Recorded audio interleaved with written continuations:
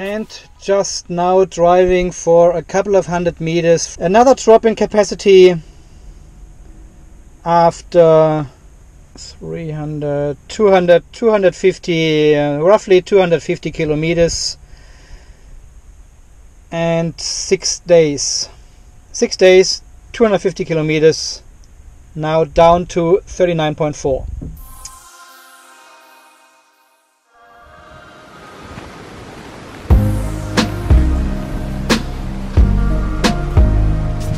I've got a biggie.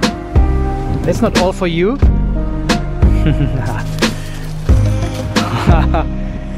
So nice and soft.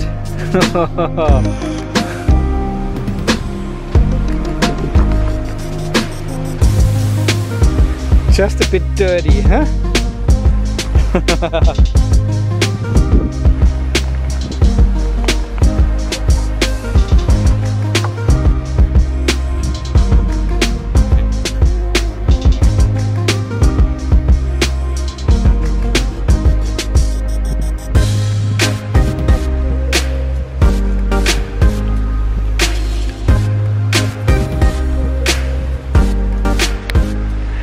Well guys, this was a bit of a surprise this morning, huh?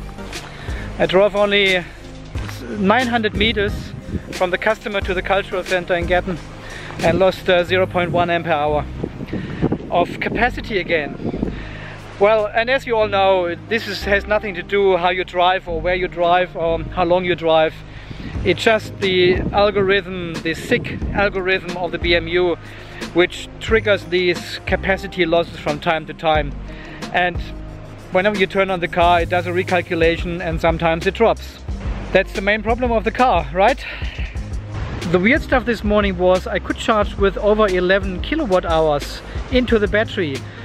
And this was from last night when I parked the car at 31%, so 12.6 ampere hours. There was 31% state of charge.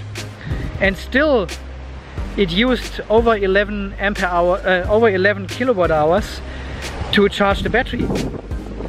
I was wondering why this is, and the only reason for that could be that it has done an extensive balancing on the battery. This is the only explanation where all this energy went eventually, because it's impossible to charge the battery with 11 kilowatt hours. It's only a 12 kilowatt hour battery. This car. So this video is actually a week old now, and today is Mother's Day, so we headed down to Brisbane, the whole family together, celebrating Mother's Day. We had a nice lunch together, and on our way back I turned on the car and you can imagine it. Yes, another 0.1 ampere hour loss in capacity, down to 39.3 ampere hours. 289 kilometers and 8 days exactly since the last drop. So it is more or less consistent between 6 and 10 days now, and between 200 and 300 kilometers I'll get a loss in capacity. The state of health goes down further.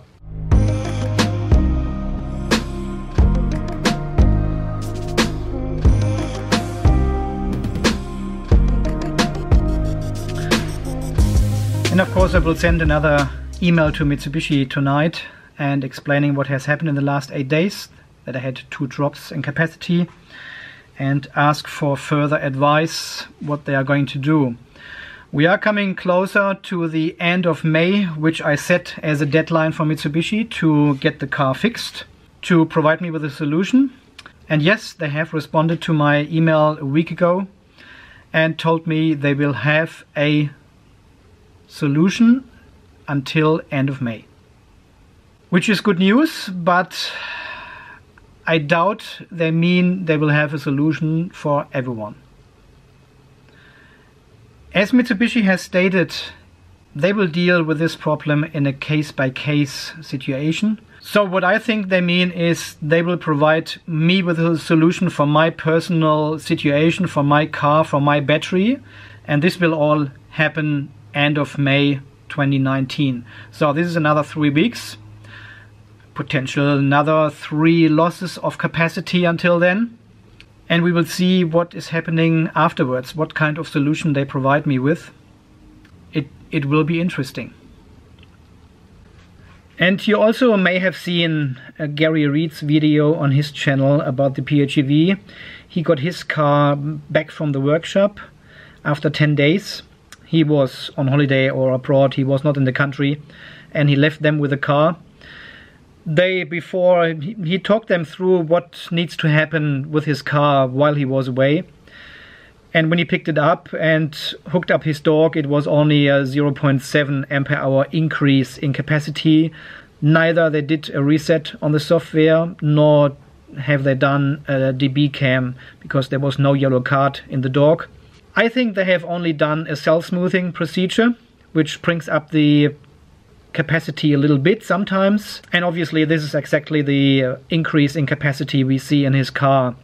And if you haven't watched the video, I'll link it down below. You can see the huge disappointment in Gary's face when he picked up his car and noticed there has not much happened and they didn't have done the procedures as they're supposed to be, and they couldn't provide him with any information, they couldn't provide him with any paperwork. And well, it was disappointing for me as well to see, because it looked like his dealer was very engaged in this whole situation and they wanted to try to help and get these procedures done and make the car better again, look at the battery.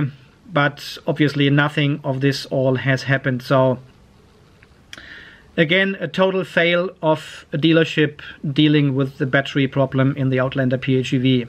Apparently the case is still open with Mitsubishi, so they are working on it. Keep on working on it, and Gary will update us as soon as something happens. It is probably worth watching his video as well over there, just to give you guys a heads up what is going on in terms of dealerships and support. Yeah, guys. And then we had the situation a week ago when I posted the video in German in the German Facebook Outlander PHEV forum. Well, what can I say? The reactions were throughout positive. There are some people in there which don't believe this is all true. They don't believe the dog is showing the right figures. They don't believe this whole situation at all.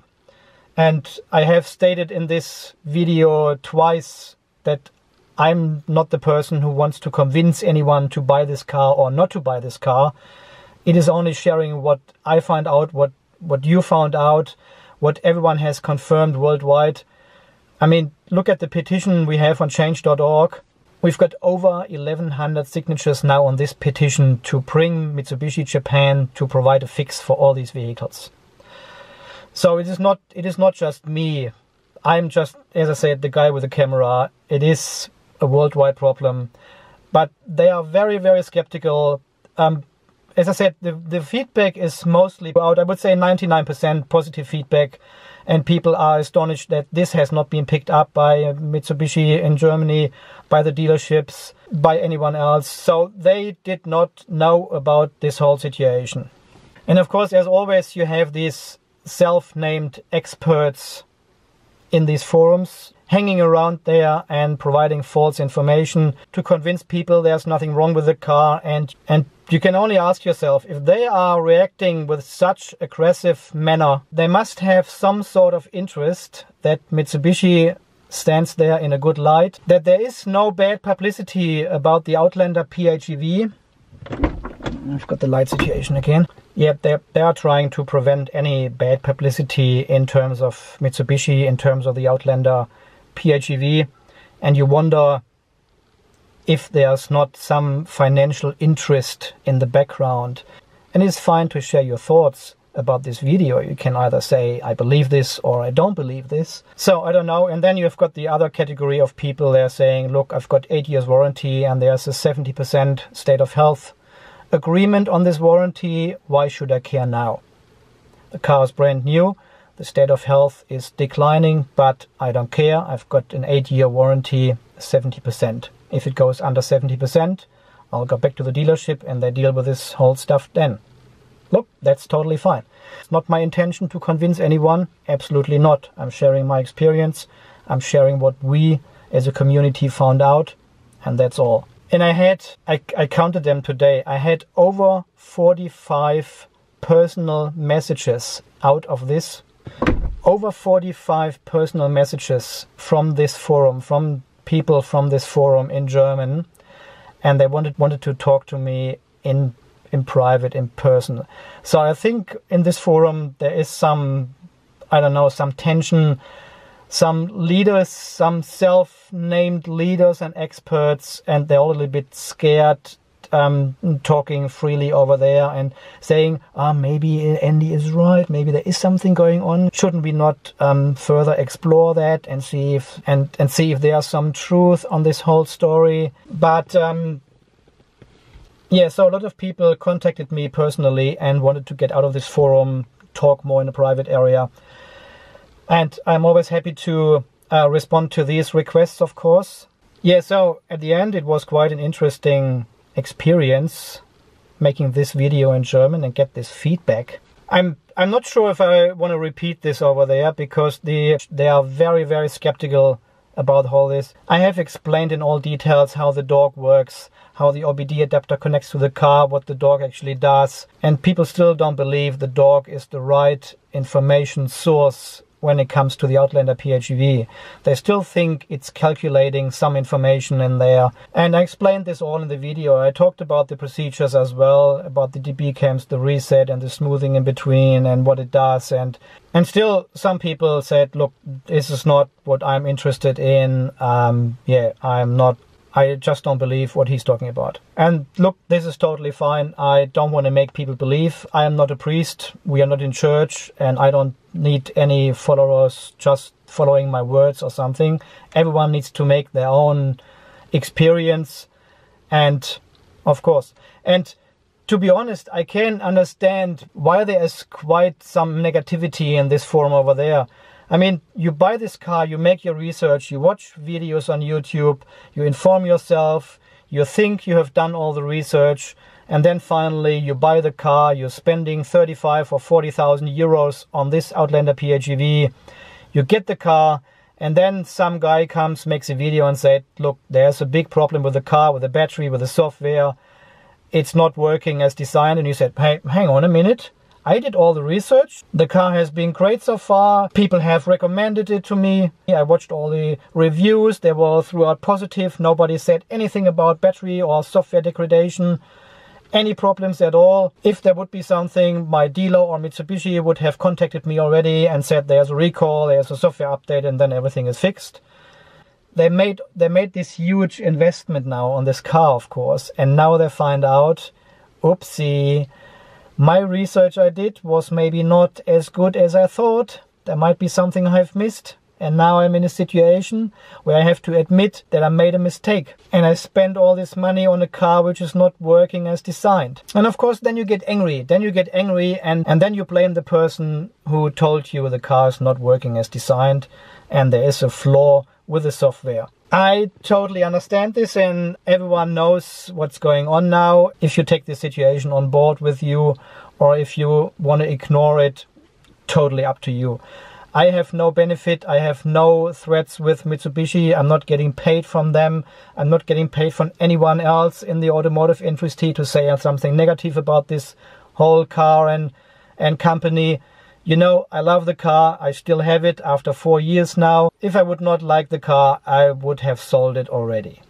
So I really have no benefit of making this car or this company bad. But some other people may have some threats with Mitsubishi, and who knows, you know?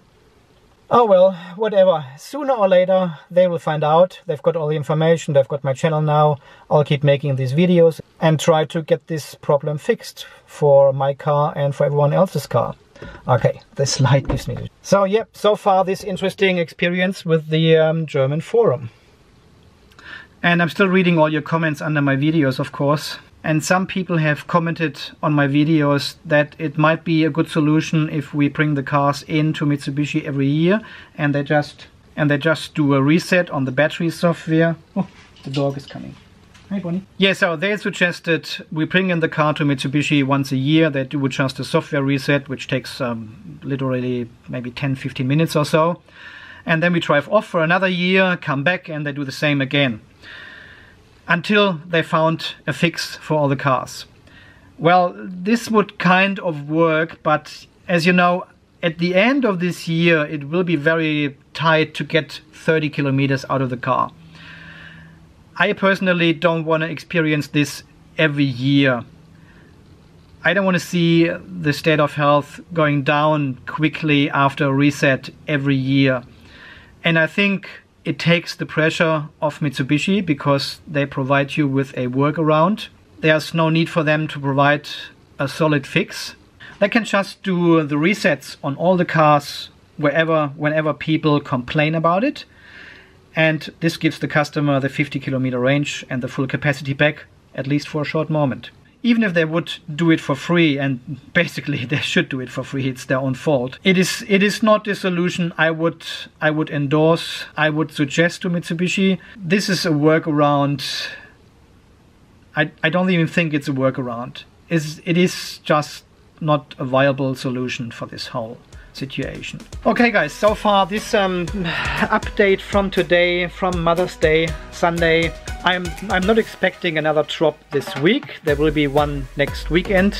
I will send off this email tonight to Mitsubishi Motors again, update them with the newest situation on my car and see what the response is, what the direction is I get, and of course I will update you as soon as I hear from them back.